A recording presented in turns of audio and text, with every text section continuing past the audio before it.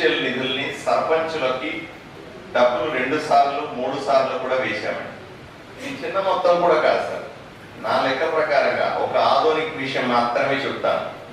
ఆదోనిలో మొట్టమొదటి విడతగా సర్పంచులకి బేసిక్ నిధుల కింద 67,69,754 రూపాయలు, అలాగే టైడ్ నిధుల కింద 83,31,329 రూపాయలు, అలాగే రెండో విడత టైడ్ 1,21,00,000 రూపాయల ప్లస్, అలాగే బేసిక్ 81 లక్షల ప్లస్. అంటే కూటమి ప్రభుత్వం ఏర్పడిన తర్వాత నేరుగా ప్రధానమంత్రి నరేంద్ర మోదీ కేంద్ర ప్రభుత్వం దగ్గర నుంచి సర్పంచ్ అకౌంట్లోకి 3,52,00,000 రూపాయలు జమ అయ్యాయి. ఈ జమ అయిన డబ్బుల్ని గ్రామంలో అవసరాలకు ఖర్చు పెట్టాల్సిన అవసరం. టైడ్ నాన్ టైడ్ నిధులు ఉన్నాయి. టైడ్ లో 30% తాగునీటి కోసం పెట్టాలా, 30% పారిశుద్ధ్యం కోసం పెట్టాల్సిన అవసరం.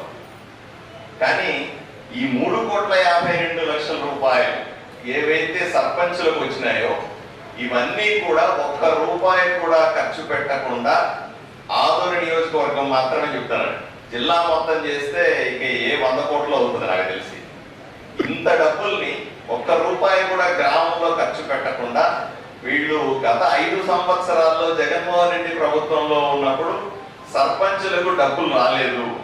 వచ్చిన డబ్బుల్ని వాళ్ళు మన దాన్ని దారి మళ్లించారు.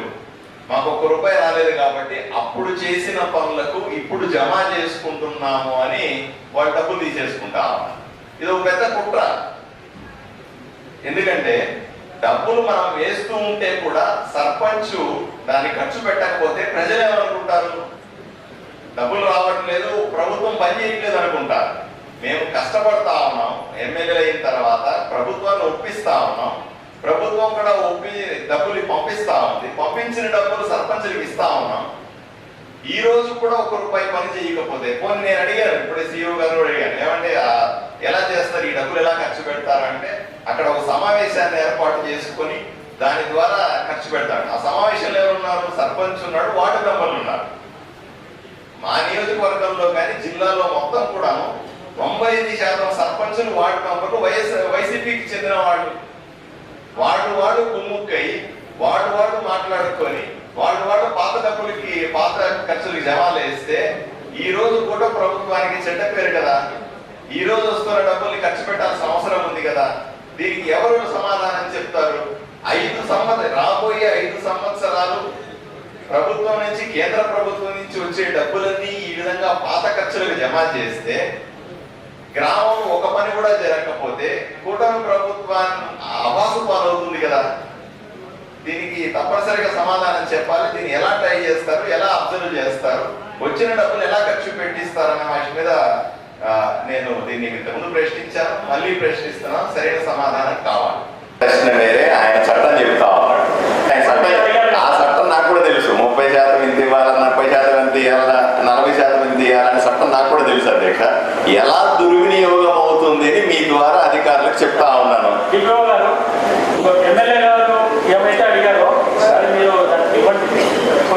అంటే మీరు దయచేసి నాకు చట్టం చెప్పొద్దని కోరుకుంటా ఉన్నా. చట్టాన్ని చదువుకోగలను. నాకు కావాలి ఇలా నా నియోజకవర్గంలో ఇలా జిల్లాలో దుర్వినియోగం అవుతా ఉంది అని స్పష్టంగా చెప్తా ఉన్నా. దాన్ని ఎలా సరిదిద్దుతారు అనే సమాధానం అధికారులు చెప్పాలని మీ ద్వారా చెప్పాలని కోరుకుంటా ఉన్నా. అదే తప్ప వాళ్ళకి అధికారం ఉందండి, సర్పంచ్కి అధికారం ఉంది, సమావేశం చెప్తాను అంటే అది నాకు సమాధానంగా కాదు. ఎందుకంటే ఇది ప్రభుత్వానికి సంబంధించిన అంశం, కేంద్ర ప్రభుత్వానికి సంబంధించిన డబ్బులు, నరేంద్ర మోదీ గారు నేరుగా వేస్తున్న డబ్బులు. దీనికి జవాబుదారీతనం ఉండాలి అని నేను కోరుకుంటామని అర్థం చేసుకోవాలి. ఇక్కడ జరుగుతుంది పక్కా. నాకు చాలా సంతోషం వేసింది ఏంటంటే కనీసం ఈ సర్పంచ్లు ఇప్పుడన్నా నోరు లేచింది కదా. 5 ఏళ్లుగా జగన్మోహన్ రెడ్డి వాళ్ళకి వేసిన డబ్బులు ఎత్తుకొని పోతా ఉంటే ఈ సర్పంచ్లంతా నోరు పెగలలేదే. అప్పుడంతా ఏమైపోయినారు? అప్పుడంతా నోరు తెరిచి మాట్లాడినారా? మా ప్రభుత్వం రాగానే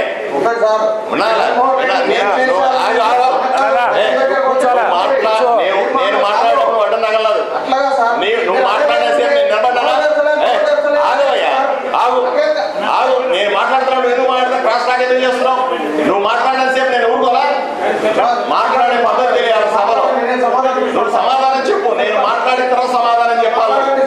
చెప్తాను. మరి అంతే కదా, మీరు ఎంతసేపైనా మాట్లాడండి.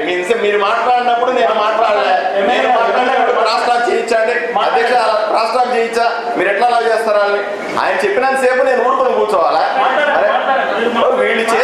వీళ్ళు చేస్తున్న దుర్మార్గాల్ని బయట పెడితే, వైసీపీ చేసిన అక్రమాలని బయట పెడితే అంత ఉనుకోవాలి ఎందుకు వస్తుంది అర్థం కాదు నాకు, స్పష్టంగా అర్థం కాదు.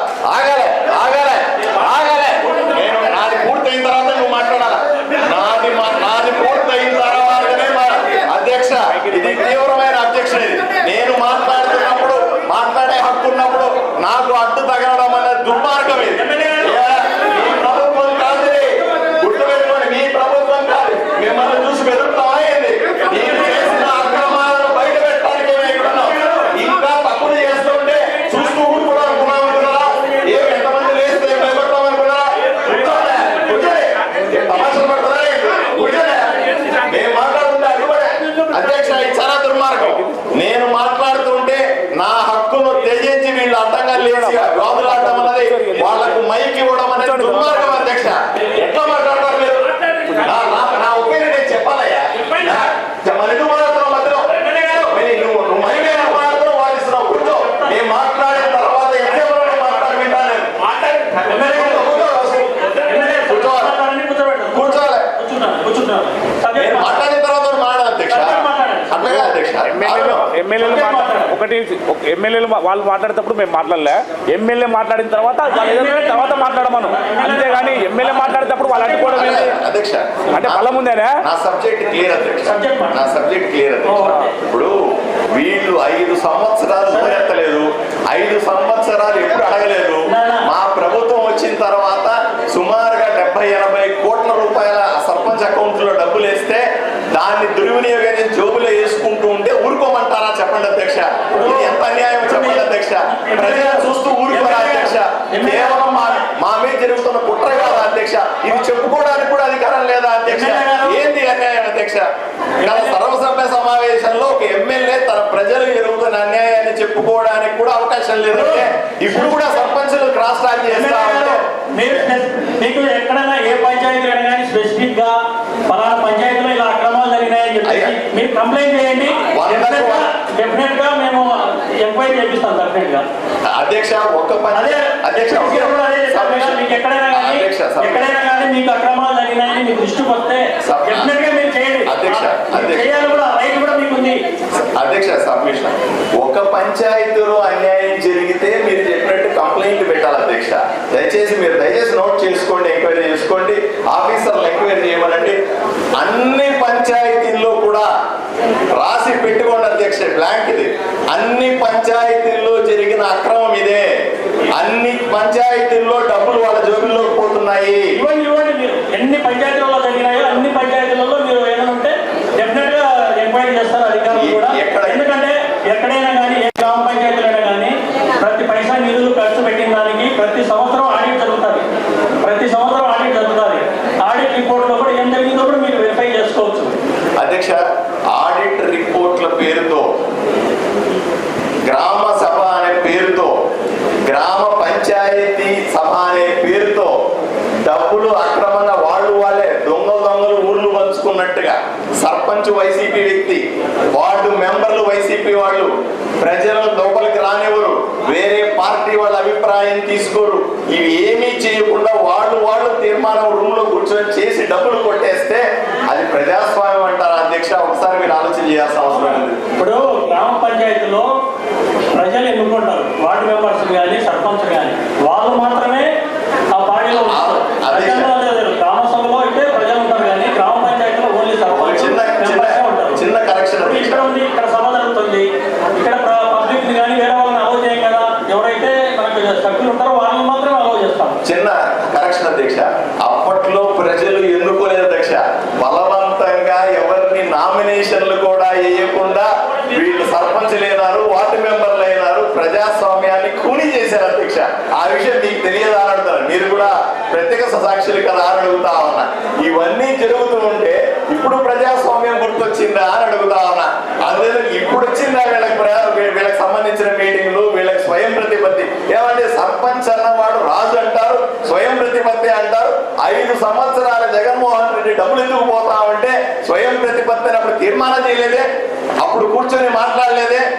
ఇప్పుడు మాత్రం రూముల్లో కూర్చొని తీర్మానాలు చేసుకుని నరేంద్ర మోదీ గారు వేసిన డబ్బులు కొట్టుకెళ్ళిపోతామంటే చూస్తూ ఊరుకోమంటారా అధ్యక్ష? ఒకసారి ఆలోచన, కడుపు తరుక్కుపోతా ఉంది.